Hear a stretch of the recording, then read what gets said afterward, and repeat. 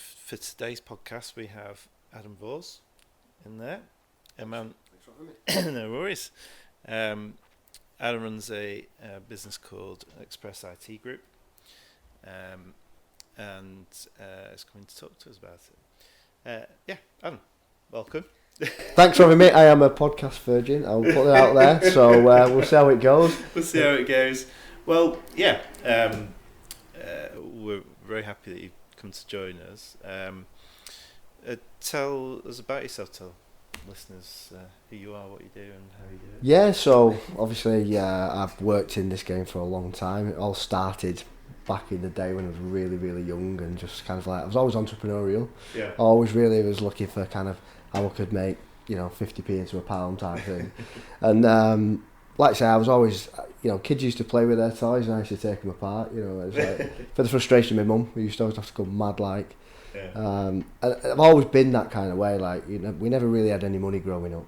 Right. And it was quite like, not trying to go too deep for the podcast, but like, from a kind of a broken family, shall we say, and it's kind of like give me the ambition to kind of like go and do that. And it's always like, I've always been tech, never really kind of like my bedroom and a computer was my thing. Like friends wasn't a thing when I was younger, just main bullying and things like that. But just kind of literally, I just was drawn to the technology, like the first games like Dizzy for the Amstrad and stuff like that. It's like mega. Do you know what I mean? Yeah. And that's kind of like where it all kind of started for me. Yeah. And then obviously moving into kind of like technical support and things like that. Like I remember the first thing I actually took my hand to was obviously, apart from stripping my toys, were websites, funny enough. Okay.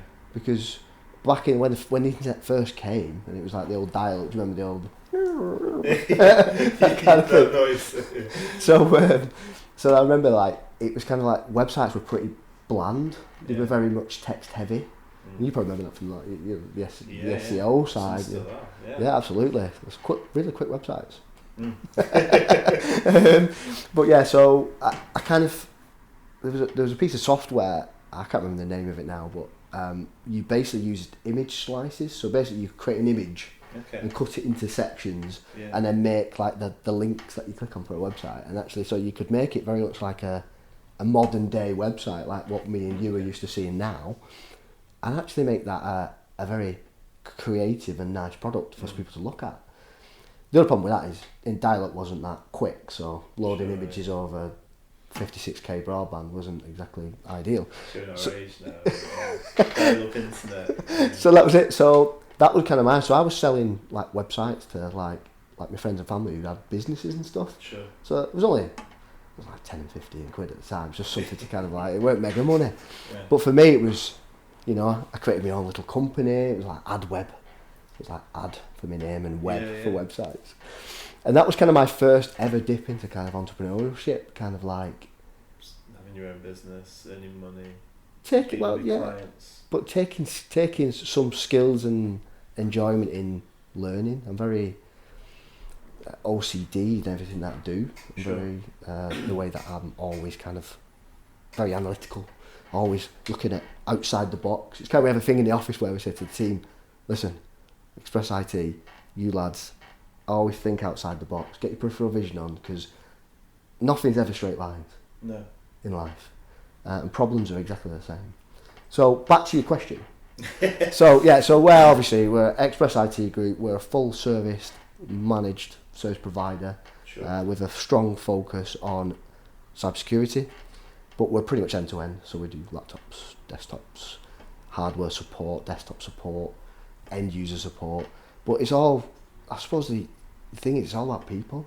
It's like people who raise tickets with us. We don't call them tickets. We call them support requests, because nothing worse than being labelled as a ticket. Do you know what I mean? It's like getting a parking ticket. It's just like, it's so negative. Sure. Ticket. It's just like, no, it's not for me. I hate getting tickets anyway. Driving in the bus lane and stuff.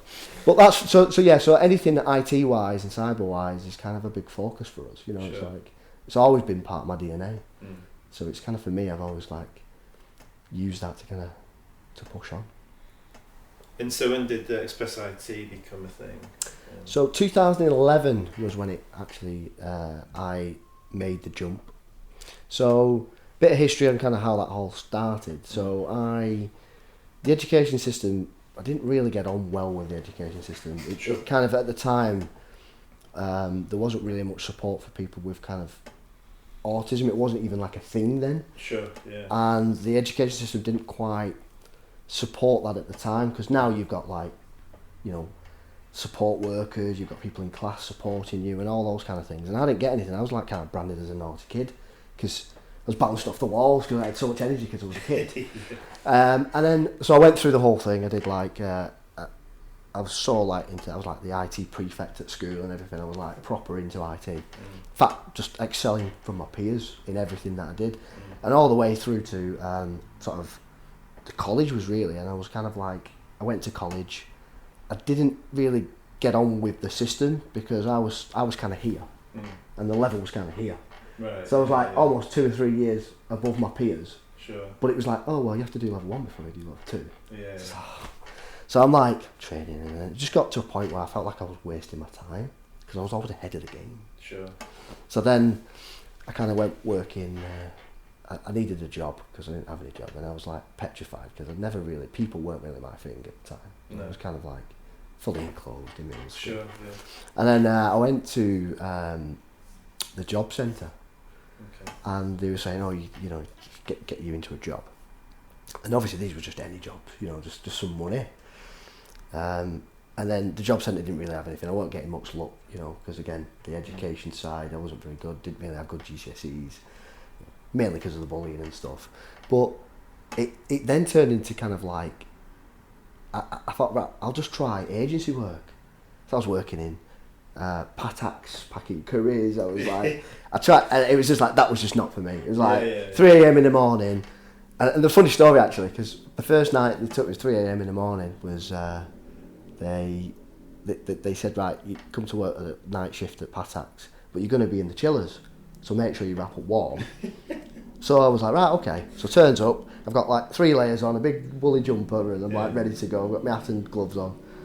And me being just completely not even part of like employment or that world, they just dragged me through the offices, dragged me into things. He said, right, put this on, and then put me in the cookhouse.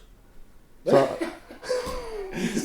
sweating. So not only is it out of my comfort zone, no like people skills, no nothing, and they were just like my mum dropped me off in the morning, and then just they put me in the cookhouse, and I didn't say anything because I don't like. At that time I was still quite young, and I was just like, put me in the cookhouse. I was like, oh fuck's sake. So I was sweating, literally. I was pumping these curries into this. Yeah, it was literally, and I was almost like passing out. A curry smelling sauna, I'm sure that. But they didn't like really give kind of like, they gave a basic induction, but like the guy just disappeared, and it was like, well, there were just people on the lines just doing the thing, and I was just like, right, okay. So anyway, so that was that. So I kind of walked out of that. I kind of just like literally just found the nearest exit and just walked out, and it was like 5 o'clock in the morning, and I just was like, enough's enough. Like, I can't do this. This is not for me.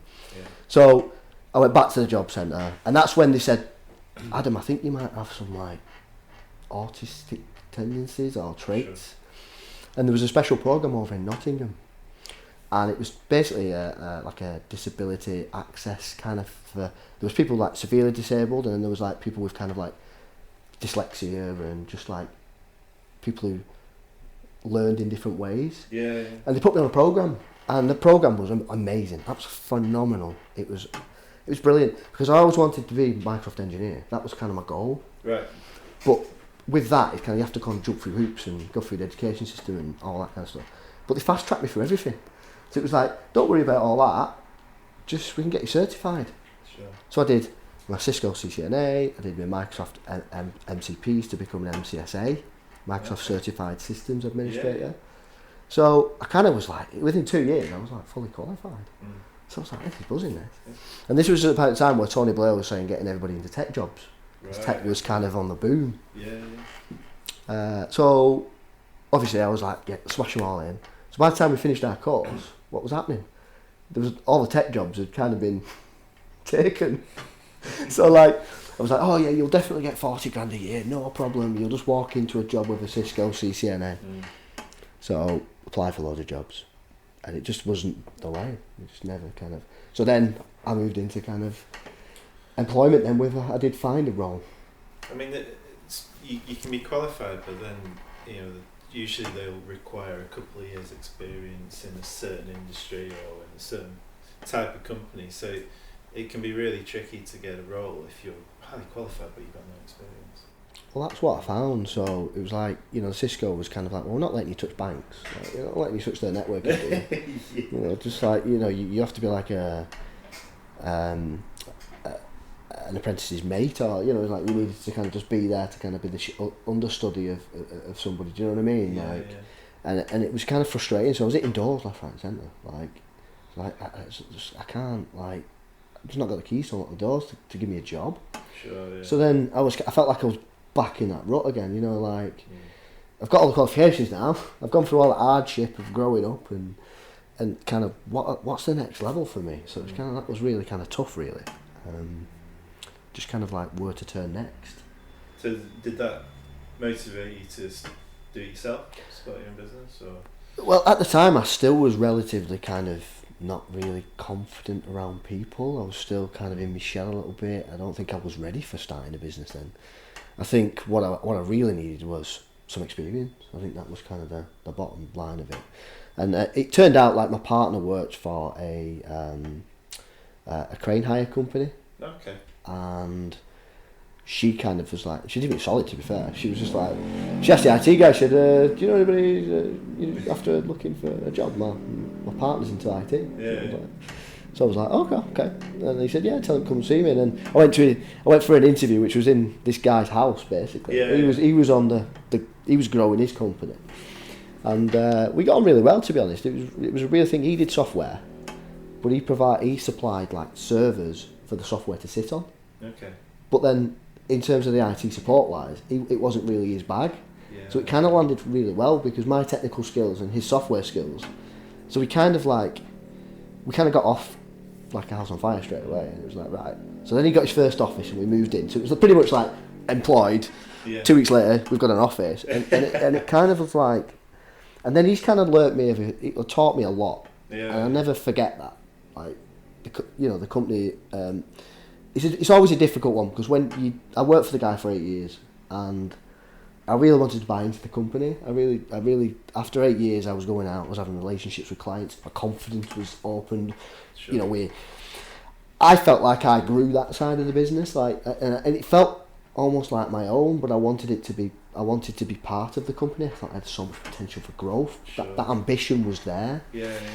And I offered that to the guy, and I just said, look, I'd love to buy into the company, and just for one thing or another, it just didn't work out. And in the end, it was just like, you know what, I'm going to do it. Yeah. And I did it. I just jumped. Yeah. 2 feet. I registered a company, limited company, no idea what I'm doing. Just like, how do you start a company? I knew a bit about VAT. That's all I knew, because I know that the other guy just literally kept doing the VAT every quarter. So I thought, I know what I'm doing in business, because I've learned from him. So that was kind of how that kind of sort of came about for me. That's where I kind of honed a lot of those skills. But I was always learning, always, like, that's what I mean. So like when I sort of, even though I had the experience, I just kind of knew anyway, because I just knew what I was doing. Yeah.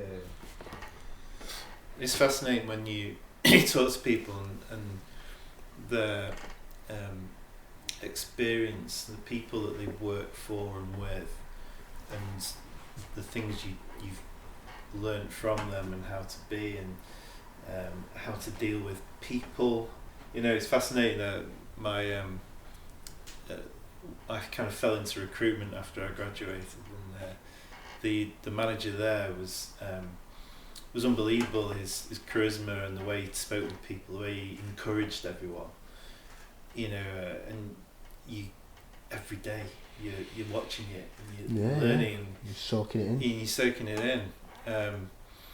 And it's interesting when everyone you talk to has a similar experience. But if you look at it, like, you've been following my journey, and if you look at kind of like knowing me now from where I was, it's like night and day. Like I walk into a room now and I'm like, everybody kind of gravitates to me. And in fact, someone said that yesterday. It's like, I'm now the ambassador for Wigan and Lee Hospice because they've said, Adam, everyone just gravitates to you. You've got that energy about you. But that's it. I feel like I've come out of my shell now. I feel like I've got that sense of, not accomplishment, but just kind of like I've kind of got over those barriers a little bit.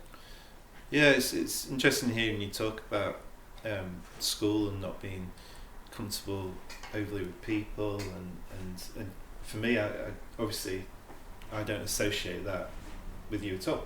No. So it's lovely to hear how people get confidence and they learn. I mean, my sister always tells a story, slightly autistic as well, and she said, I didn't realise I was clever until I was in my mid-20s because I've been called stupid my whole life. See, that's the thing that drives me mad, like, but I think these things make you stronger. I think everything that's happened to me in life has made me stronger, more ambitious. It's definitely been a roller coaster. It's like the first 2 years were horrible. Like, it was kind of like we gave up the house. We moved back home. So I bought myself a van. I remember it was like a Vauxhall Astra van. And when I had it wrapped, it looked like I had these little ideas. I wasn't very creative. I was, but I wasn't like.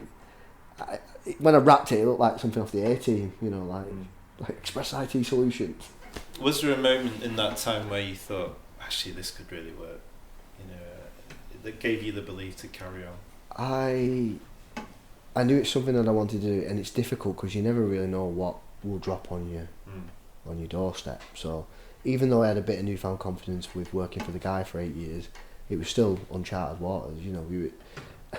In fact, I owe it to the BT guy who actually come and installed the broadband at my mum's house.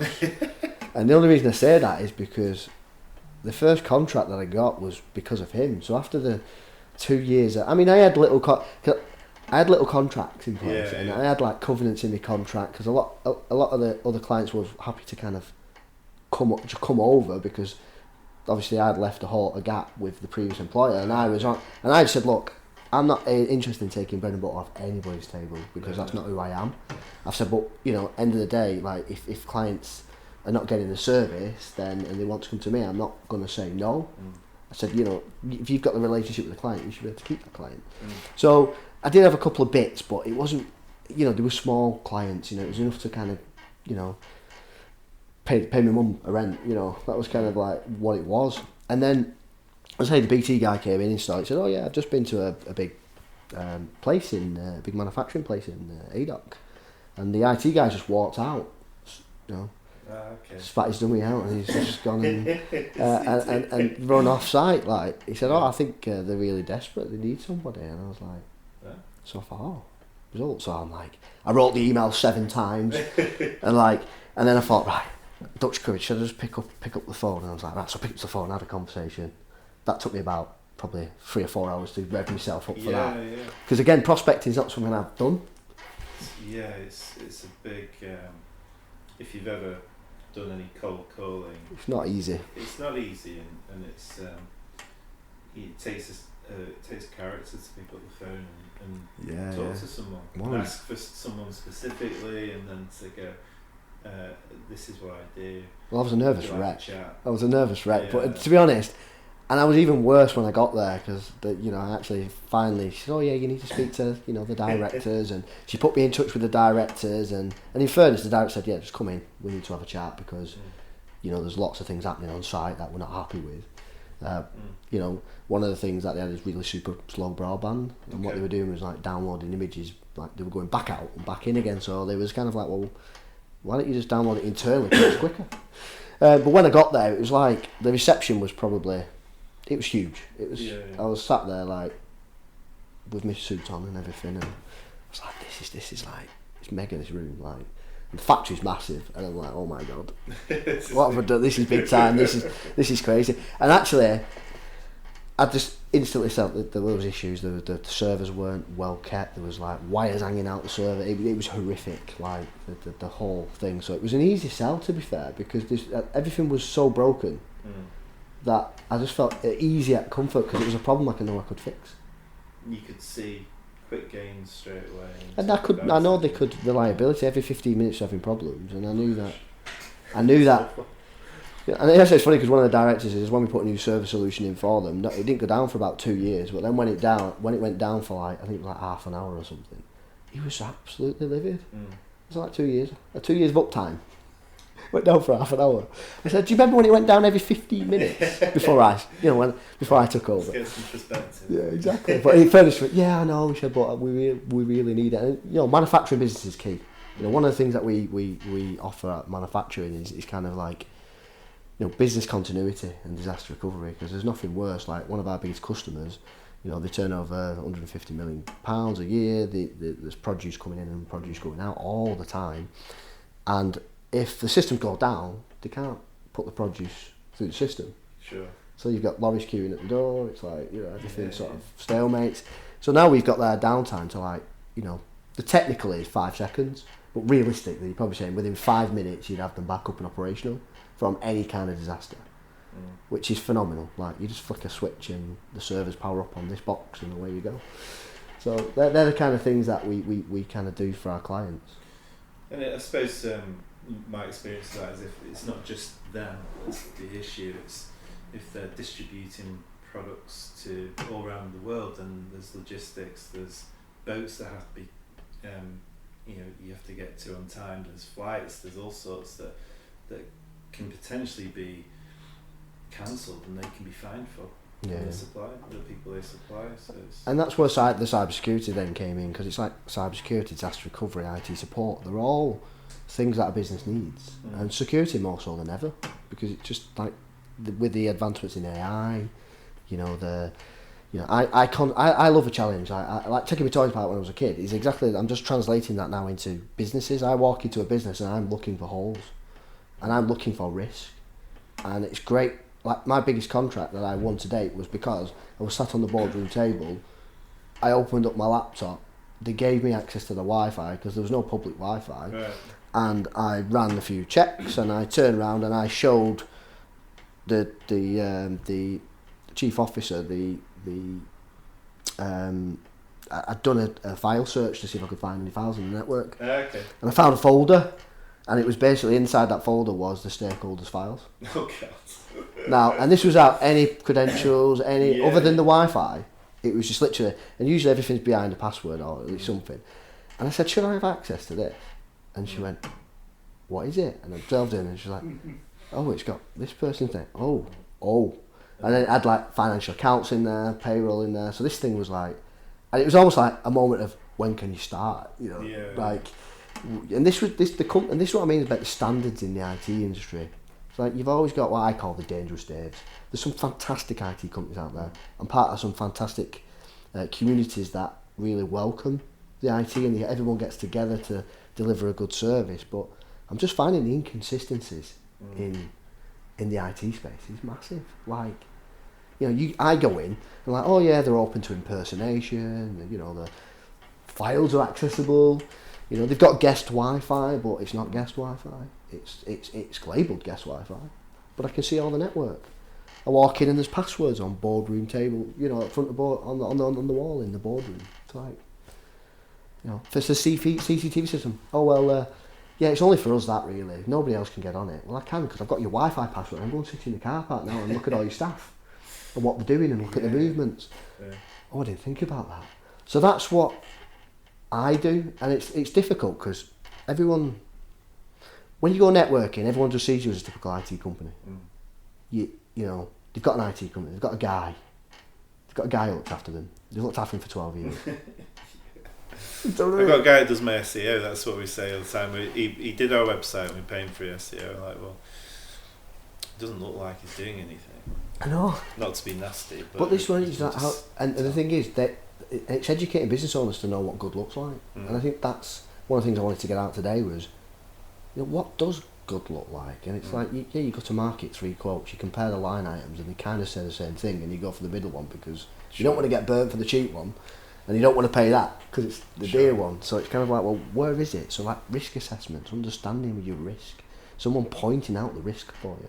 Like, I've been to big businesses to do reviews, and if like these are multinational, like they've got companies in America and stuff, and they're like, Yeah. even the basics they're falling down on, like, like the FD's got full admin rights to a computer, so then if the FD's got full admin rights to a computer, then so does an attacker.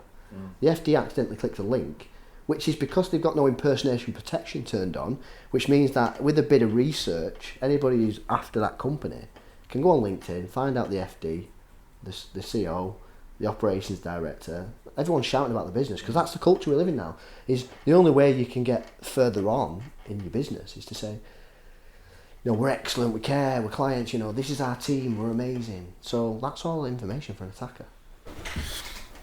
I remember taking, I just passed my driving test, and took my car to the garage, and the guy went around with his clipboard, and he had a tick list that he'd go around looking at all the, the tyres alright, he's obviously trying to get more money out of me. But the interesting thing was that he found an area on the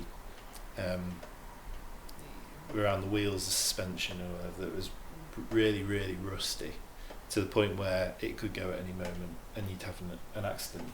Sure. So depending on how fast you were going would be like how bad it would be. And I suppose it's a bit like that if the car is the business and you're going around looking at potential threats and areas that could cause some form of accident to the business. Well, absolutely, this is it. So, like, one of the things that were recently released, like 75 billion data records, people's email addresses, postal addresses, business addresses, all published on exploited from different attacks throughout the years, have now been put into a big conglomerate of a big data list. So you can imagine how powerful that is. Yeah.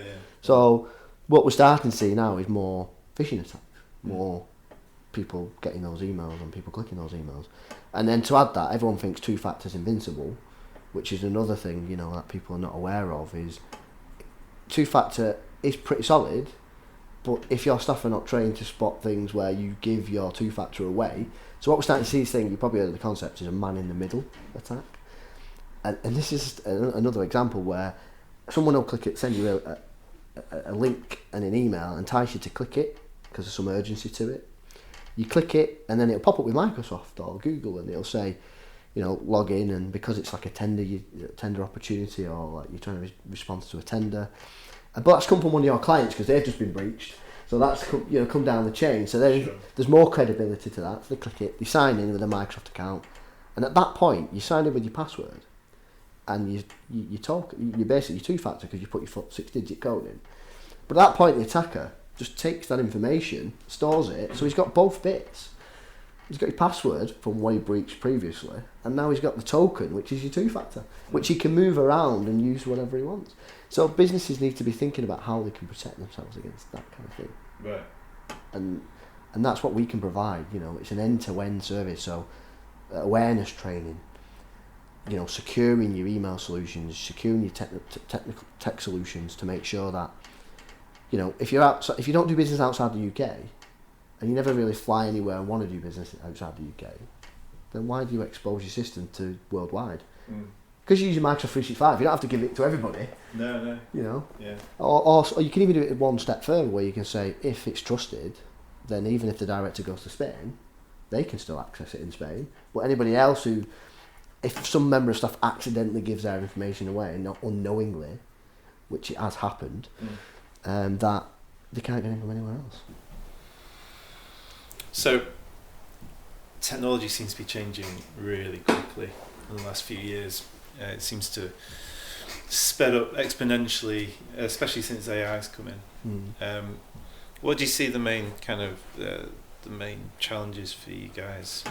I think it's like you say, it's that is the worry that should be the worry for every business now. It's like the worry is the exponential growth in the attack vector and the development of tech is what is leading to the risk. Because you can imagine, like, what the big mantra now from the National Cybersecurity Centre is adopting it at C-suite. So at kind of board level, IT and cybersecurity should be on your minutes, and it's not. It should be on your agenda, sorry, and it's not. It's all about, like, well, is a technical department doing what they're supposed to be doing? Is operations? Are we getting trucks in, trucks out? Are we, it's like there doesn't seem to be a topic about IT and cyber. What we're doing, what are our risks? They kind of like it's business as normal for them because their problems are there, rightly so. Their problems are their business, their engine. They're trying to get that going, but there's an exponential risk factor for not considering it, and I think that's where, like AI now. I mean, there is that point where it is going to replace jobs. It's been talked about a lot, and it's like even now, simple software jobs, simple website coding jobs is like where I couldn't code it before. I can now just ask GPT and it'll do it for me. And it's like, and we're all in that thing. It's never going to replace humans. It will eventually replace human jobs, but it's like it's still learning, but it's pretty good for what it is. So it can write code. It can write scripts. So if you are, a young lad and you're into hacking and cracking and whatever else, but you're not really a coder, then you take your hacking and cracking ethos and a powerhouse of AI, and then you go, oh, well, anybody can write malware now. Yeah. So that's the challenge. It's like how do we get the awareness? How do we get business owners to evaluate working with an accredited company? And I think one of the things I'll touch on a bit later is the regulation. I want it to be I want IT providers to be a regulated body. I want a regulation body to regulate us, because there is a lot of because there's a lot of competition in the market, but some of them are not following good practice. Sure. But you wouldn't know as a business owner. You wouldn't know that. No. But you say, oh yeah, my IT works. I can send emails. It works, but then there's so much risk, and that's what I do. I mean, just tell you a quick story because I do talk for England, by the way. No, it's really good story, real story. So I was trying to get a recruitment company to the table. I met them at a networking event, and several times we just kept saying it was like, no, my IT's good, and eventually I managed to break her down. Completely broke her down, and she was like, all right, okay, I'll give you an opportunity. So I went into the offices, and it was horrific. Like everything was just broken. Like she had full admin access to this, that. Yeah. But then that affected the wider team. There was but lots of risk, a lot of risk. I asked for the password, for the offices, and she just let me in. I went round all the computers, and it was like just a mishmash of all sorts of stuff. And this was from a business owner that said, we're all sorted, we've got everything covered. Sure. So is she being told that everything's okay? And I think that's one thing, is just to evaluate your position and make sure that you're getting evidence to say that it's right. Do you know what I mean? Yeah. It's powerful stuff, but it's kind of scary stuff at the same time. I suppose there are some industries maybe there's a level of compliance they have to have, which would then lead them to yourself in terms of their security, their IT network, setup. Yeah, and but these are, again, with recruitment, it's still a compliant industry. So I think the thing is like the regulatory bodies and stuff is like some are part of the REC, some are part, you know what I mean? So it's always difficult to kind of because there is so much red tape, there is so much paperwork, there is so much, is like we because we've got ISO 9001 and 27001 as a business, we had to have those to win contracts. Sure. For our clients, we do a lot in the education sector. For them working with their government, with Serco and people like that, is we need to have that. But we take things to make sure that's always on point. But it's because it is just text on a piece of paper, it doesn't get reviewed often enough, and that's why I think bringing it up at C-suite to talk about cybersecurity, have we got the right protections? Have we got the right, next gen security solutions in place? Are we doing everything we have in defence in depth to make sure that we're doing everything possible? Because people just think, I can just get cyber insurance. But the thing is, they'll go, it's like anything, isn't it? It's like, if you leave your car door open and someone steals, you leave your keys in your car because it's fell out of your pocket and steal your car, they're not going to pay you out on it, are they? No. It's negligence. You left your key in the car and somebody just come and robbed it. Like, it's like leaving your front door open. so they're the takeaways for me. It's like, that was a prime example. An owner said, we're covered, we're sorted. And I don't care if I go in and then the IT company's doing a sterling job, because that's ultimately what I want. Because I'll pat them on the back and I'll say, absolutely bang on that. If you have any problems with service delivery, come and see me, but they're obviously doing a great job for you. Yeah. Just about raising the profile, raising the awareness, because too many people are getting hacked left, right and centre, and it's getting worse. These man in the middle attacks now, you know, we're actually taking the view that we're actually saying to the clients that are not on full cover, we're actually saying, do we really want those clients? Because they're not prepared to take that extra leap to make sure that they're protected. It's like, do we really want that as a business on our conscience? Sure. Because ultimately, the business owners will just point the finger at you. Well, you look after our IT. Yeah, but we told you that you needed this and you said no. Sure, yeah. So is it better to say, because we've got this model now called Complete 360, which has everything in it, and now we go, right, there is no grey area, there is no play, everything's in it. So it's like, that is the product. Yeah. And what we'll say is that we don't really want to take on any of the people that don't want to take it, not necessarily take it seriously, but there's other reasons. Budget's one of them. There's, you know, it may be not the right time for them, or they just want email services. But that to me is a massive risk. If I assign them, I'm their IT company, so am I responsible for their mistake? Sure. Yeah. So how do I protect myself from that? It's you know, similar thing in the digital marketing world where budgets are discussed, and you have a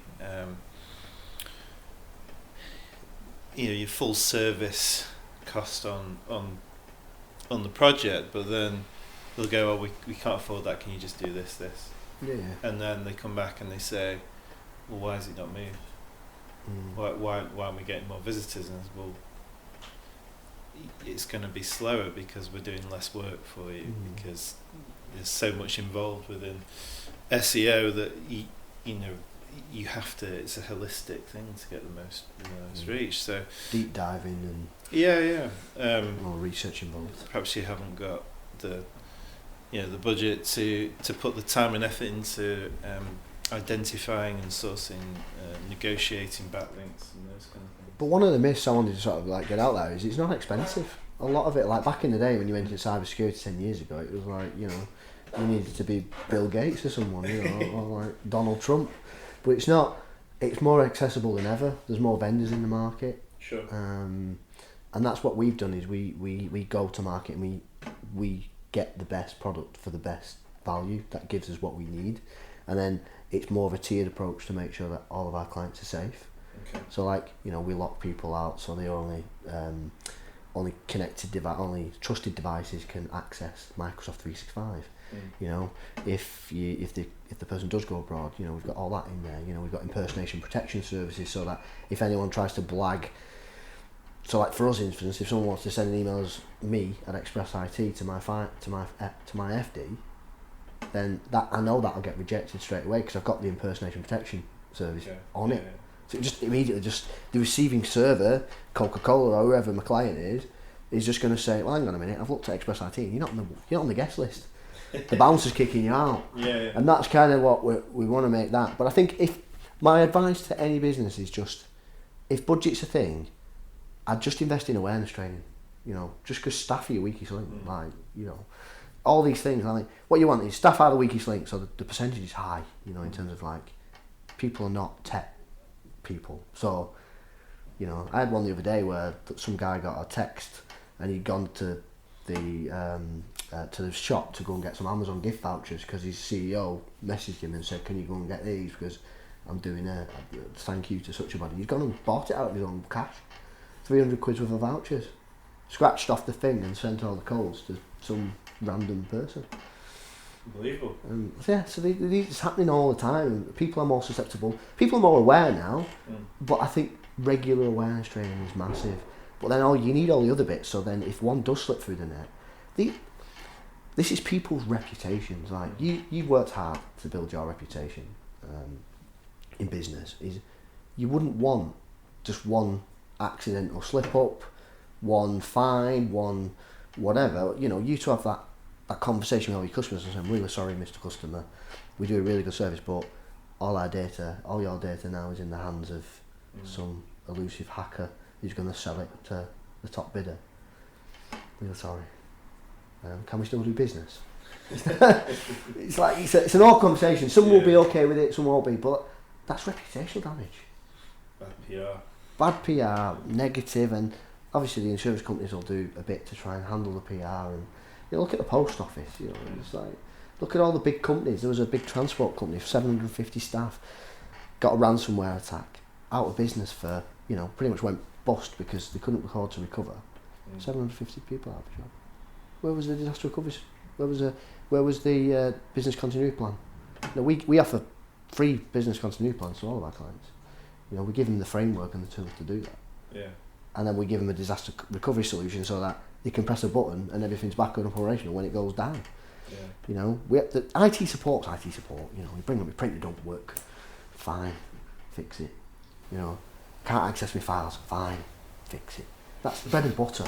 What we like to do is how do we advise our clients in the best way possible for tech.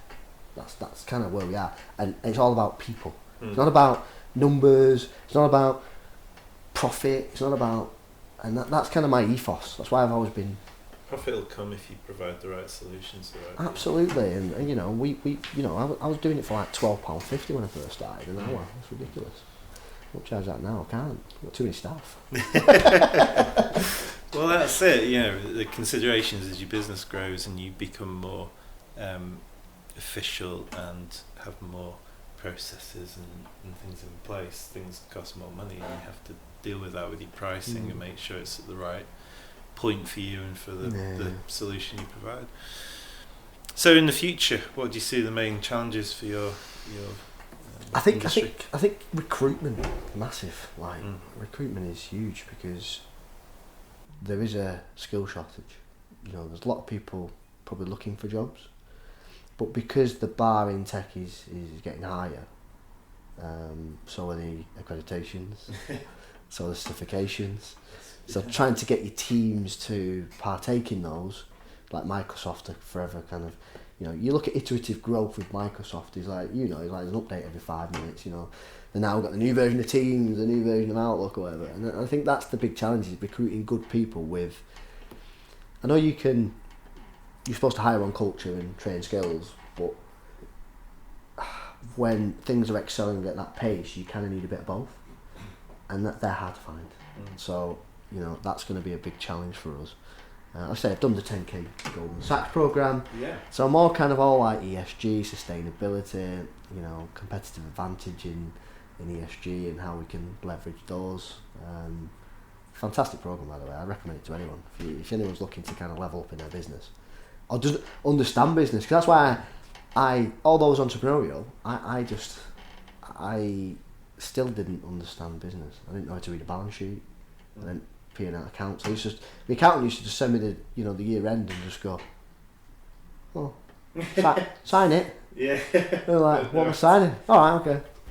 So what's that called? It's the 10k Goldman Sachs program, 10k SB, and it's basically an elevator program for businesses. So when your business gets to a certain size, it kind of can plateaus a little bit. You're kind of like looking for that next level, and it's like, how do you get there? And most of it's down to the fact that your knowledge is kind of, you've got as far as you can. You probably don't understand all the moving parts to marketing. You probably don't have a proper business growth plan. You probably have not thought about the ESG and all the different things about culture and how you manage people and accounting. How do you read balance sheets? How do you do all those kind of things? What is working capital? What does working capital actually mean?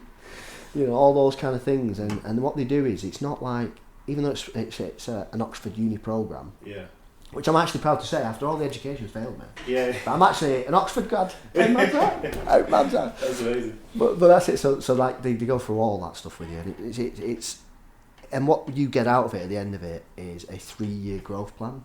Okay. And it's broken down into all the, and it gets you to really think about your verticals, your market, who you go at, what products and services should you offer. What are the problems? What are the core problems that people are dealing with? Like manufacturing, downtime is massive for them. So we've got a business continuity and disaster recovery solution for manufacturing clients. Okay. So we can spin them up like that, because downtime is, you're losing revenue, and it's ridiculous revenue. Like we're talking hundreds of thousands of pounds per day of downtime in some instances. So it really gets you thinking. It really gets you thinking about how you market your business. You know, do we need SEO? Are we that type of business? Do we need paid app? Do we need to upscale our marketing? And what you get is, do we need to employ a sales guy to boost growth? Are we good at selling? Are we good at technical? Yeah, well, the conversations we have with clients or potential clients, or just in as a whole through the whole company here, what's your first line support guy talking about to his family and because people talk and people. But one of the best things about it is not just like the lectures and everything else, is the actual people, because their recruitment processes, they recruit everybody with the same like-minded thing, driven. They've got energy, they've got passion, they've got enthusiasm, and they've got that thing for giving back and helping others. So when you get 78 people in a room that are all thought leaders in their own industries, wow, that's a powerhouse. That's like, you know, you get so much from the other people. Have you thought of this? Oh, well, we plant trees whenever we do an order. Oh, that sounds really good. We'll plant trees when we do an order. Do you see what I mean? Just thought-provoking. It's really kind of like, you can't...